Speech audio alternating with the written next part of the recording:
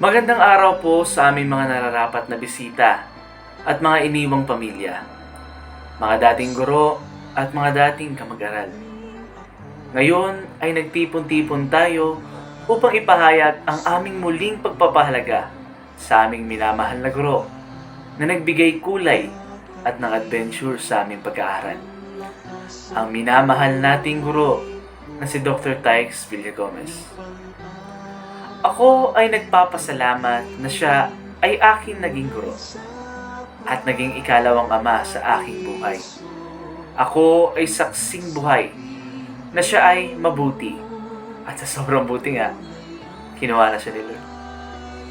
Pero ako ay nagpapasalamat at sa dami ng aking napakinggan na nakakatakot daw si Sir Tykes at mahigpit sa mga estudyante, ako ay nagpapatunay na totoo nga.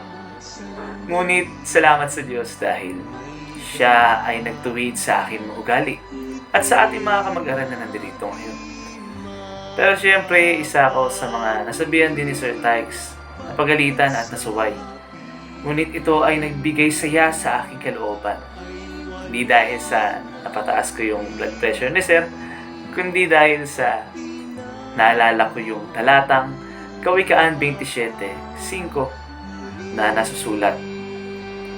Maigi ang saway na hayag kaysa pag-ibig na nakukubli. Kaya salamat sa Diyos dahil nagpapatunay lang na minahal tayo ni Sir Tykes. At minahal ko ng tunay si Sir Tykes. Hindi dahil sa masarap na pagkain, kundi sa tunay na kahulugan.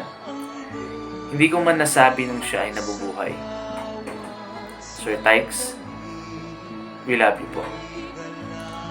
Salamat. Salamat po, Sir Tykes. Dahil iniwan mo na kami.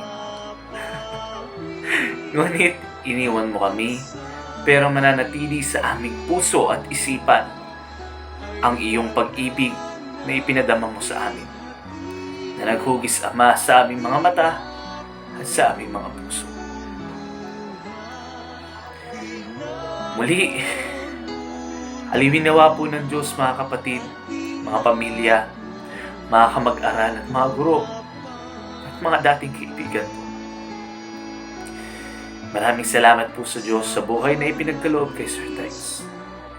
Maraming salamat po at samahan nawa po tayo ng ating Panginoon sa ating mga paggawa. Hanggang sa muli. See you in 1,000 years, Sir Tykes. God willing.